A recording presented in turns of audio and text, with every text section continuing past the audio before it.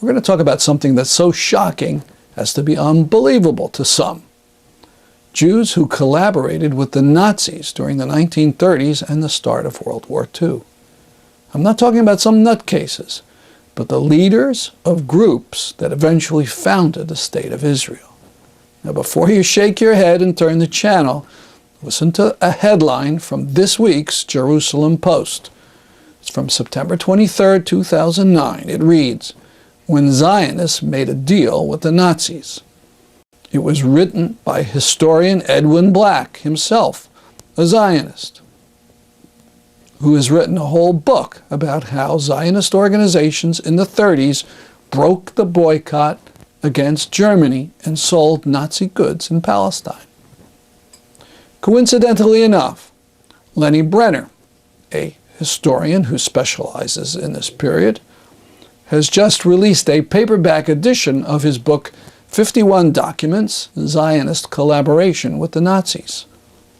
I interviewed him about it in New York City in August. You've written 3 books that detail collaboration by major Zionist organizations with Mussolini's fascists and Hitler's Nazis. Is that right? Yes. At that time, in other words, the Mussolini-Hitler period, the Zionist movement was divided into, from about 1931 on, into 2 rival organizations. One was called the World Zionist Organization, and the other one was called the Zionist Revisionist Movement. Okay? Now, they merged sometime in the 50s again, and the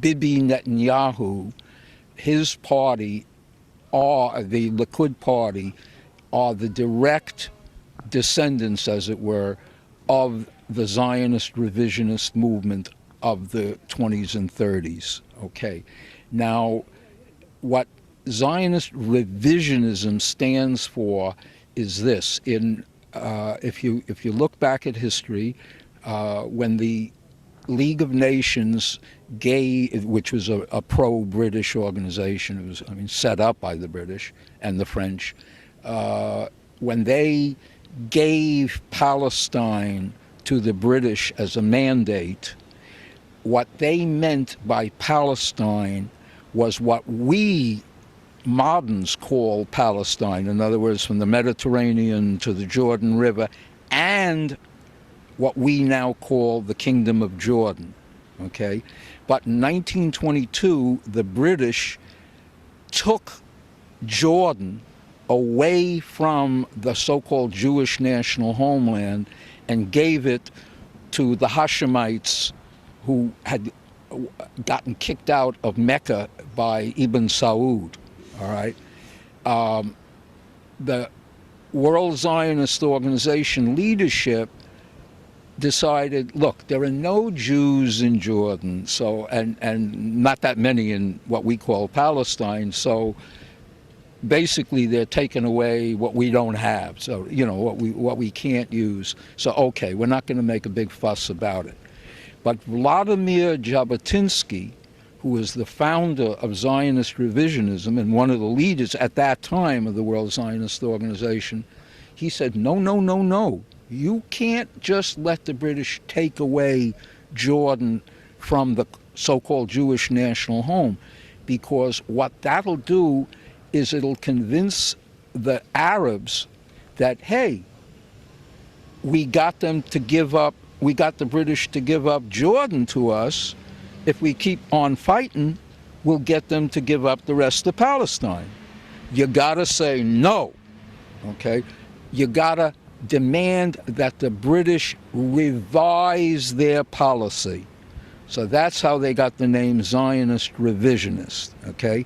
In other words, he understood in 1922 a central fact about Zionism, which is that and he wrote an article about it called "The Iron Wall: We and the Arabs," in which he said, look, let's tell it, I'm paraphrasing him, you know, but let's tell it like it is. We're a colonial movement, okay? Well, if you look at the history of colonialism anywhere in the world, the natives always fight the colonials, okay? And they keep fighting until it's impossible for them to win. Like the Indians in the United States, you know, fought for, you know, 2 centuries and finally reconciled themselves when it was impossible for them to win. So we have to have an iron wall. What he meant was an iron wall of bayonets, okay, in order to build Zionism in Palestine. And we can't give up an inch. You know, I want to go back a step and get into a very basic thing, because we never really clarified what is Zionism, because some people say, well, Zionism, that's just Jews or what they believe in, and I think we have to cover the distinction. Well, you know, Zionism is sort of hard to define, because it has the Zionist movement has its idea, you know, and then the rest of us have our idea. Basically speaking, it was an invention. Theodor Herzl, a Hungarian-Austrian journalist, decided that, look, you have all this 1897, let's say, you have all this anti-Semitism in Europe. It's going to go on until the Jews are smart enough to get out and go back to their homeland in what we call Palestine, but, you know, what he would have called Judea, okay, or, you know, Israel is a later name for that, okay. Obviously, the Jews come from Judea, if you know what I mean. Okay. Let's say in 1897, the average Jew in Russia, Tsarist Russia, or Austro-Hungarian Empire, Germany, wherever, most of them wanted to get their rights in their country, okay? If they didn't want to wait around until they got their rights from the Tsar or whatnot, they packed up and emigrated to the United States, where they were more or less equal. You know, there was no legal discrimination against Jews, etc. But the Zionists had a third idea. And the Zionists had the third idea. Now, I mean, that's not unusual. You know, if you have millions of people, you have a lot of different ideas, okay? The problem, of course, was that Judea or Palestine, whatever you want to call it, of course, was run by the Ottoman Turkish Empire. And they weren't about to hand over Palestine to the Zionists or anybody else. But when World War I broke out, the British decided, look, we need Jewish support worldwide, and particularly in America, against the Germans who were allied to the Turks, okay? The problem that the British had in getting that support was that they were allied to Tsarist Russia, which was the most anti-Semitic country in the world. So the average Jew was not interested in, you know, wishing Britain and Tsarist Russia to win any war, you know, if you follow me. But at any rate, after the war, the British said, okay, we'll establish the Jewish national home. Now, aside from the fact that, you know, they had made the promise and they had to, you know, go through the motions of fulfilling their promise, they also figured, look, we got to run Palestine now that we have it, okay? We can't do it by ourselves. British imperialism was always based on using somebody in the country against the bulk of the natives. Like in India, they tended to back the Muslims against the Hindus. I'm using that as an example. Or in Ireland, the Protestants against the Catholics. So they figured they would use the Zionists against the Arabs.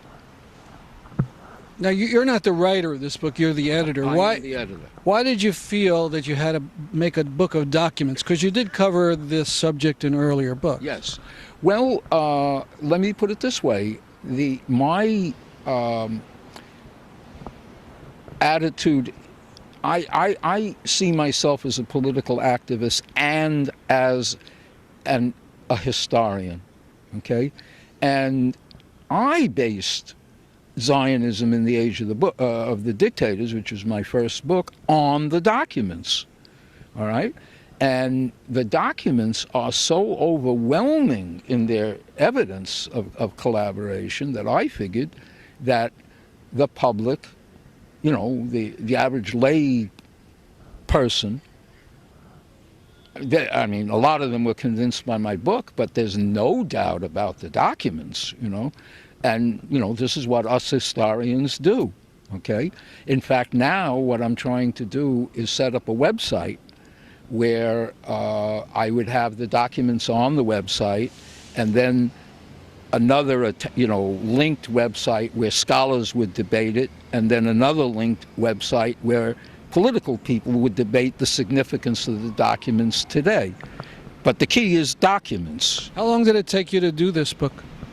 Well, this book was very quick because I had already had the documents for Zionism in the Age of the Dictators. I would say what happened was that in 1973, was it? Yes, when you had the Second Arab-Israeli War, okay?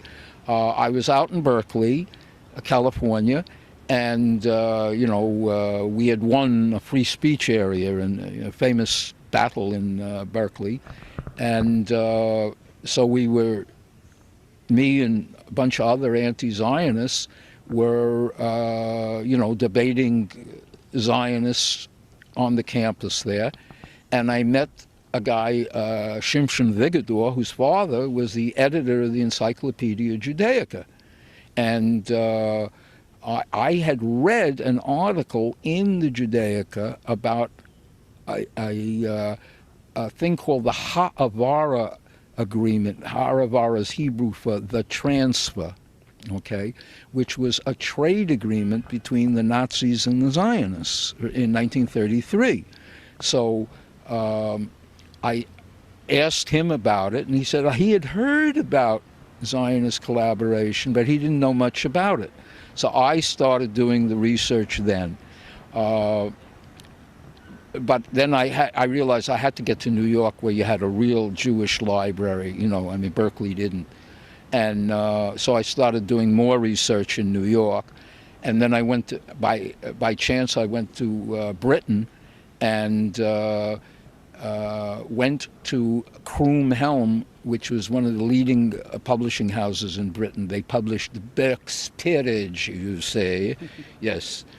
And, you know, I explained that I had, you know, all these documents, etc. And they said, look, we'll publish it, but you got to show us every document. You know, in other words, we won't tolerate the slightest mistake, because you're going to write one of the most controversial books imaginable. Your enemies are going to go through your book with a magnifying glass, and they're going to blow up the slightest mistake. Okay, so there can be no mistakes.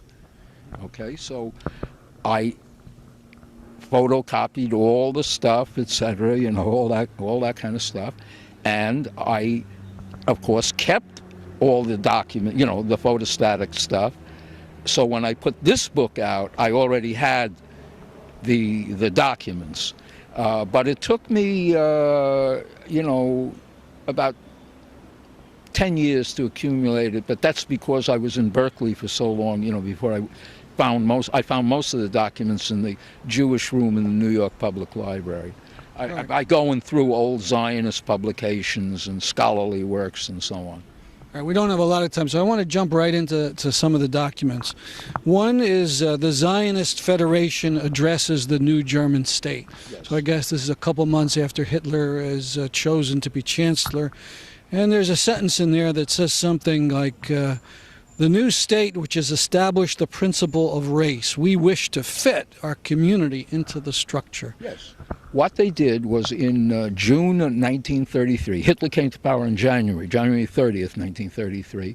In June, they sent the Nazis a document which wasn't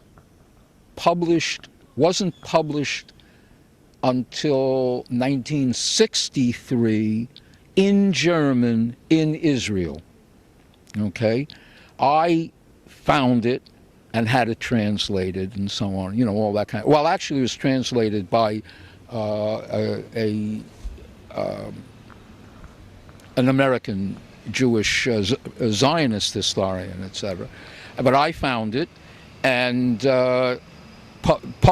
quoted from it extensively in Zionism in the Age of the Dictators. And basically what they were saying is, hey, hi Adolf, you guys are racist, and so are we, group, that's the name, the group, that's the thing, etc., etc. And you want us out of here, and we want Palestine, so let's do a deal. And what they literally did was they worked out this agreement called the Haravara, or transfer agreement. So that's the next document I was going to ask about, the agreement for transferring property from Germany to Palestine. Okay. Now, any German, didn't matter whether you were a Jew or a Gentile, if you, in 1933, we're talking about the depths of the Depression, okay? Everybody's broke. I mean, governments are broke, So if you wanted to take money out of Germany, no matter who you were, you got nicked at the border for like 25%, okay?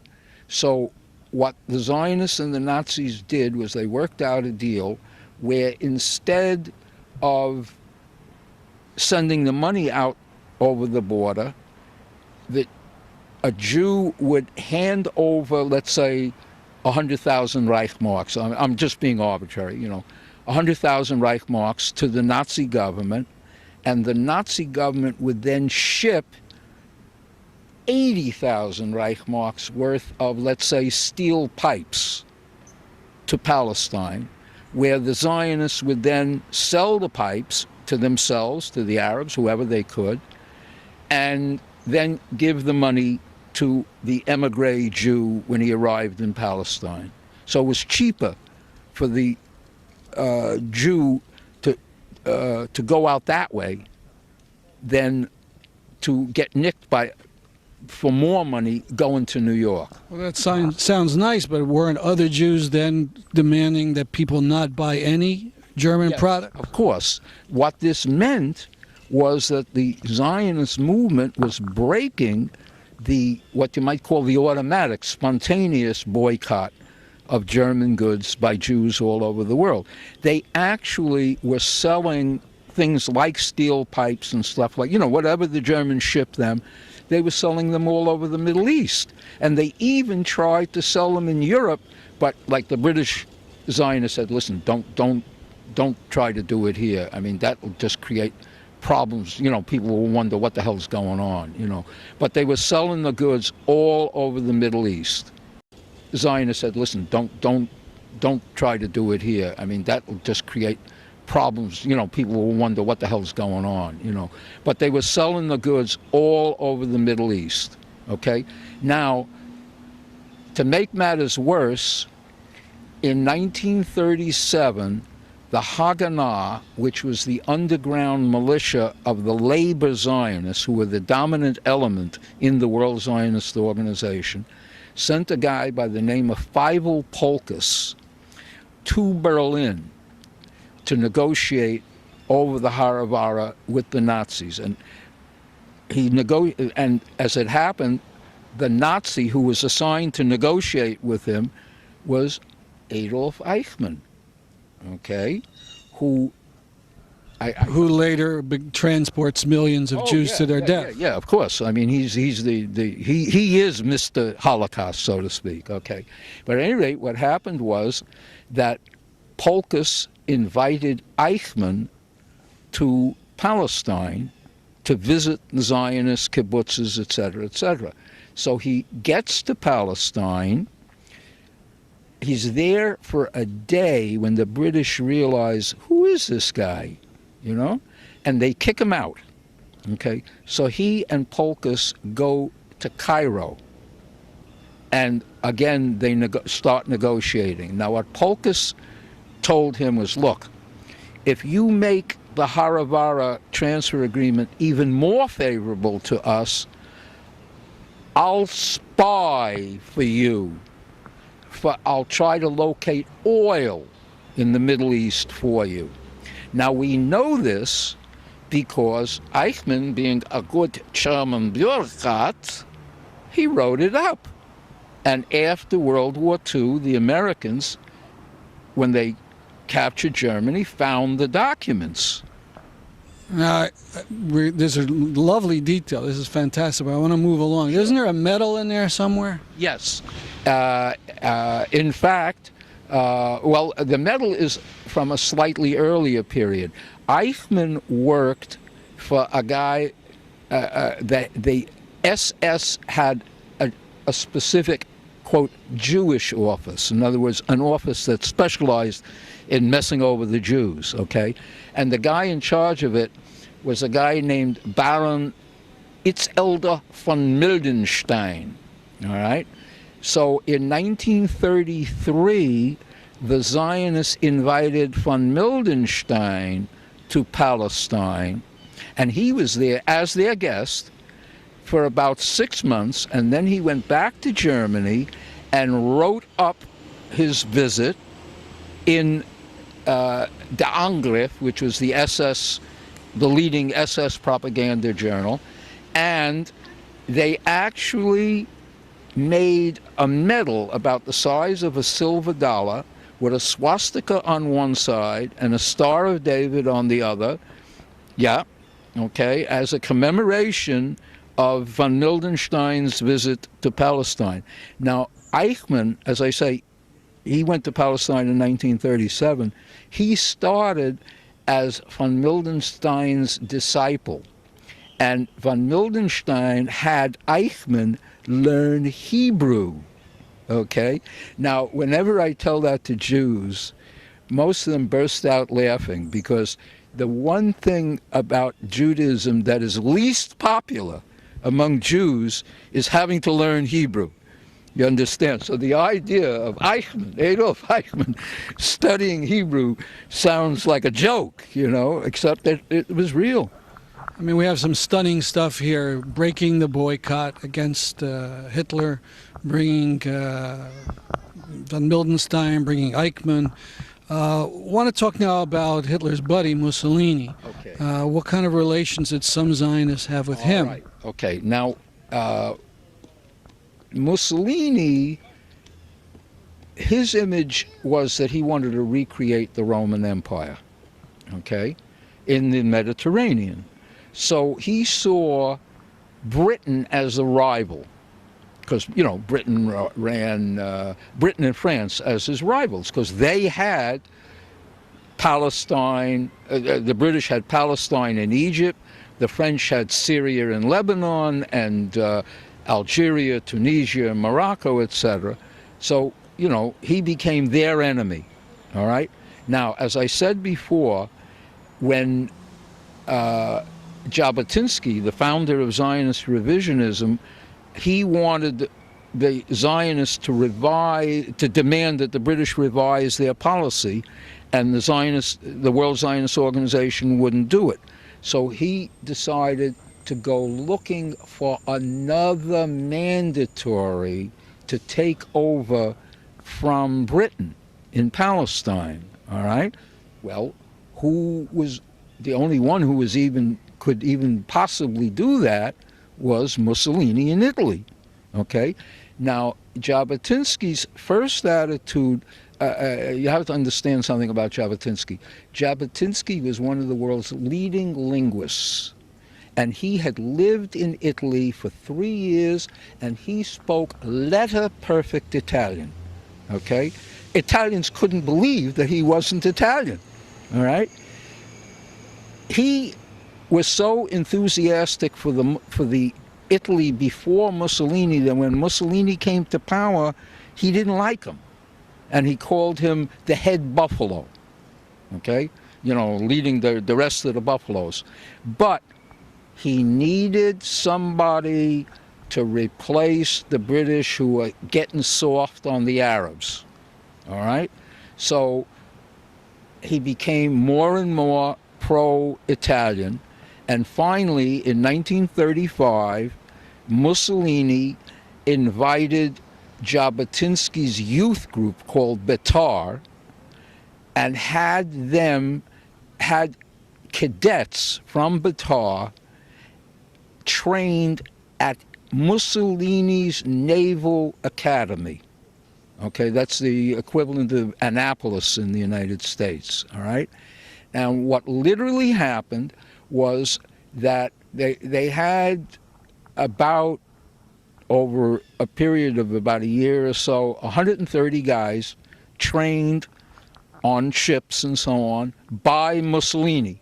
And they literally, Mussolini came, when they opened up their squadron at his academy, he came, as a sign of, his friendship, etc., and they wrote it up, and their report on their squadron at Civitavecchia is in the book. And who is the political heirs in modern Israel to Jabotinsky's people? Literally, Binyamin, that's the Hebrew for Benjamin, Bibi Netanyahu. His father, Netanyahu's father, was Vladimir Jabotinsky's secretary. Okay, so in other words, this ain't no secret. He can't say, I didn't know. Okay? Let's put it this way. They were so pro-fascist that at least 35 of them actually joined the Mussolini's university student group. In other words, they weren't just pro-fascist, they joined the Italian fascist party. That's how fascist they were. Now, and all the while, Mussolini is ravaging Ethiopia and so on. Now, while the war was going on in Ethiopia, the Zionist revisionist movement, that's Netanyahu's father's movement, I'm emphasizing this now, they marched in parades, they collected tin cans to be used, when I say tin, I mean, metal cans to be used during the war.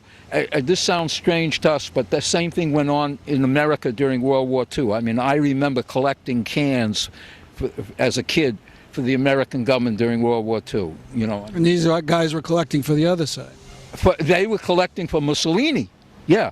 And they marched in his victory parades. I have in the book a report in a British Zionist publication where they talked about how a Romanian magazine interviewed the financial director of the Zionist revisionist movement, and he said that he was pro-fascist and that he, the financial director of the movement, supported the victory of Mussolini in Ethiopia as a victory of the white race over the black.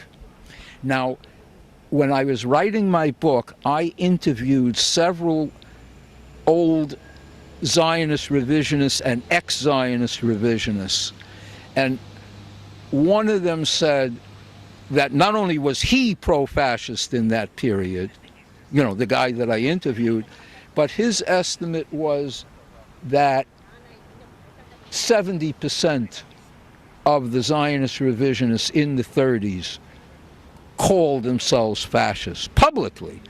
And not only did they call themselves fascists, but Mussolini gave an interview to a Italian rabbi in which he called Jabotinsky your fascist Jabotinsky, okay?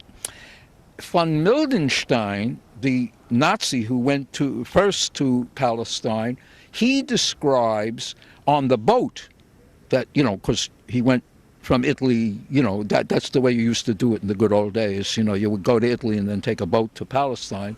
He described seeing some revisionists on the boat, and he described them as the Jewish fascists, okay? David Ben-Gurion, who at that time was the leader of the labor Zionist movement and later became the first prime minister of Israel, used to call Jabotinsky Vladimir Hitler. Okay, so now, when Mussolini, and Einstein in 1948, when Menachem Begin came to the United States, had a letter in the New York Times, okay, him and about 35 other, prominent Jews, saying Begin's movement is closely related to the Nazi and fascist movement. Now, what I tell people is, look, when Einstein and Einstein and Mussolini and the Nazis and the head of the Labor Party all say you're a fascist, there ain't no doubt about it. Everything was hunky-dory. Here they were marching around in Mussolini's Naval Academy, et cetera, until 1936. And then all of a sudden the Spanish Civil War breaks out, okay? And Mussolini looks at Spain and he realizes, if the workers, the left wing, wins in Spain, that will inspire my workers to try to overthrow me. So they can't win in Spain. But Italy wasn't strong enough by itself to help Franco win the Spanish Civil War. So he had to ally himself with Hitler. Okay? Now, up until that time, Mussolini said, look, I don't want to hear about this guy Hitler.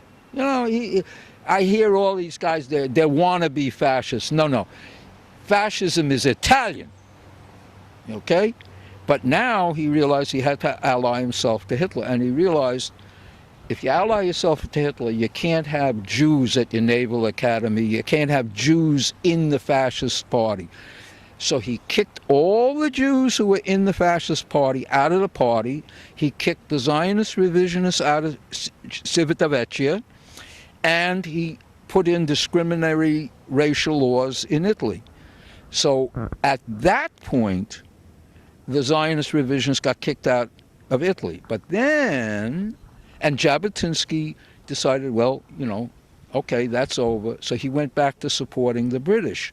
But the problem was, or not the problem, but what happened was, so many of his guys had become, of his followers had become ideological fascists that they couldn't accept the fact that Mussolini had broken with them. They blamed it on the Jews. Here's Mussolini, he's being nice to us, etc., etc. And the Jews, those ingrates, they were always going on and ranting about fascism. Okay? So what he did, what happened was that a wing of the Zionist revisionist movement, when World War II broke out, they broke with Jabotinsky. They called themselves, they were called by everybody, the Stern Gang, after their leader, Abraham Stern. And they sent a message. Okay, I'm going to get into that in the next question. Let me give a question here. All right, so here we are. World War II is starting. Doesn't sound like these guys have learned their lesson. So where do some of them go even further with this fascism? What happened was that this guy, Abraham Stern, set up his own organization, a split, that's common in all political groups. And they sent a message, a document by messenger to a Nazi diplomat in Beirut, which you have to understand, your viewers have to understand. By that point in 1940, the Germans had conquered France, So France was run by a pro-Nazi regime called the Vichy French, okay? And they controlled Lebanon and Syria. So the Nazis had a diplomat in Beirut, okay? So the Stern Gang, which was the British name for them, the Stern Gang sent a messenger with this document to the Nazis offering to go to war on Hitler's side. They explained... Wait, say that again? Okay. The Stern Gang sent a message to, a document, hand-delivered the document to this German diplomat in Beirut offering to go to war on Adolf Hitler's side. In other words, what year is it? The first time they did it was in they wrote it in 1940. It was actually delivered in, let's say, January 1941, okay? Then, when they didn't get a response from the Nazis, they said, thank you very much, but they, put it in their pocket, so to speak. They sent another messenger at the end of 1941. So it was delivered twice, okay? After World War II, the document was found by the British in Turkey, in the German embassy in Turkey. In other words, the diplomat who they had given it to in Beirut, he toured the Middle East, and when he got to Turkey, he deposited the document in the German embassy in Turkey. So let me emphasize this. We're in World War II, in the middle of the actual Holocaust, and this group of Zionists is proposing to fight on the side of Adolf Hitler. Absolutely. To show you how everybody identified them with the fascists, the Zionist revisionists with the fascists, when in 1943, when the Warsaw Ghetto Uprising took place, the main group that did the fighting, okay, refused to permit Betar, the youth group of the Zionist revisionists, to join their organization, because the main resistance group was consciously anti-fascist. And their attitude was, no, we don't have Jewish fascists in our group. As crazy as all this sounds, fascists trying to go to war on Hitler's side, etc. About 5 years ago, Moshe Arens, who had later is a former foreign minister and defense minister of the Israeli government, actually wrote an article which I found in the New York Sun, okay, a daily newspaper, saying, look, isn't it time to forget about the fact, that we were pro-fascists, etc. And, I know you guys used to say we were fascists and all that, but it's time to drop it. Look, you've heard of Holocaust revisionism, like Ahmadinejad in Iran, etc. It was only 1 million Jews who were killed, that kind of stuff.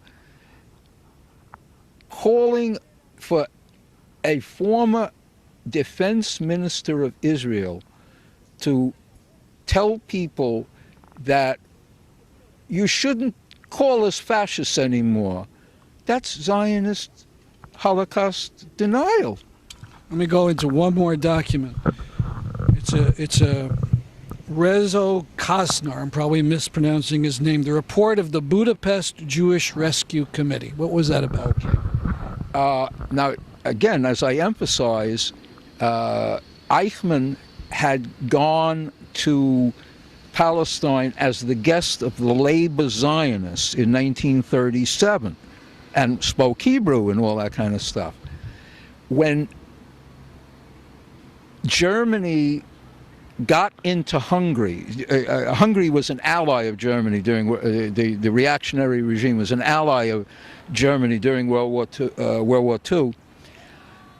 One of the first things that he did was he went to Rishu Kastner, who was one of the labor Zionist leaders in Hungary and said, okay, let's do a deal. Because, he knew from experience that Labor Zionists would do this kind of a deal. And what he did was, he said, look, you send one of your guys, I'll let you send one of your guys from Hungary to Istanbul in Turkey to negotiate with the Zionist movement there, and with the Zionists in Palestine and the British and the Americans. What I want is for the British and Americans to give us, the Germans, 10,000 trucks, which will only use against the Soviets, in return for which you can have all the Jews in Hungary. Now,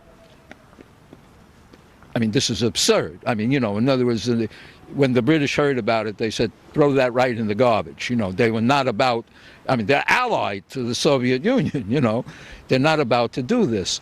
But the deal to make all this sound sweet to Kastner, who Eichmann is negotiating with, what he did was he said, look, right now I'll let you send a trainload of Jews to Switzerland to show that I'm not playing a game with you, okay?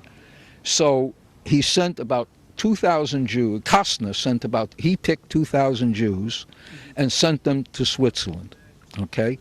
After the war, he wrote up the whole episode in a thing called the Bericht in German, because understand, nobody speaks Magyar, the Hungarian language, except Hungarians, okay? And he didn't speak English, so he wrote it in German. And it was sent, it was put in the archives in Israel. But then what happened was that a Hungarian Jew accused Kastner of collaborating with the Nazis in Israel. Why? What would be bad about bringing 2,000 Jews to Switzerland? Well, in return for which, Kastner didn't tell the other Jews that the other trains were going to Auschwitz. You get my point, all right? So one of the Jews who managed somehow to survive, when he got to Israel and he discovered Kastner was there, he wrote an article in a Magyar language newspaper accusing Kastner of collaborating. And Kastner got the Israeli government to sue the guy for libel, okay, on his behalf. Only it turned into a disaster, and the judge in the hearing said, after a trial, no, he collaborated, for sure, okay? What then happened was Kastner appealed the verdict against him, all right? While it was still before the court, in other words, before the High Court of Israel ruled on the appeal, Kastner was assassinated by a rival Zionist group, by Zionist revisionists, no less, okay? But since he was assassinated, the Israeli Supreme Court felt we have to be fair to him and review the case as if he were alive. So they ruled that technically he was not a collaborator because there was no he didn't violate any rule or law, defining what a collaborator was. But this is the same court, in the same decision, he was guilty of writing an affidavit on behalf of one of the Nazis in Eichmann's group there when the guy was put on trial at Nuremberg. Let me go back a step.